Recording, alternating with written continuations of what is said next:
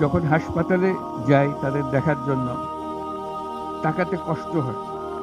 এরকম তরতাজা একটা ছেলে, একটা মেয়ে এরকমভাবে কিভাবে ছিন্ন বিচ্ছিন্ন হয়ে যায়। মাথার খুল চলে গেছে, এদিকে পা চলে গেছে।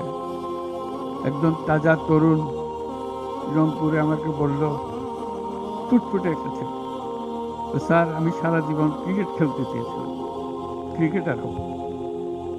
এখন দেখেন আমার পাটা কেটে ফেলেছে। ওই পা রাখার আর উপায় ছিল না। সে আমাকে জিজ্ঞেস করে, স্যার আমি ক্রিকেট খেলবো কি করে? ক্রিকেট তার মাথার দিকে যাচ্ছে না, পা নাই। যতবার দেখি ততবার মনের সামনে প্রশ্ন জাগে, এটাই আমরা বাংলাদেশ বানিয়েছিলাম।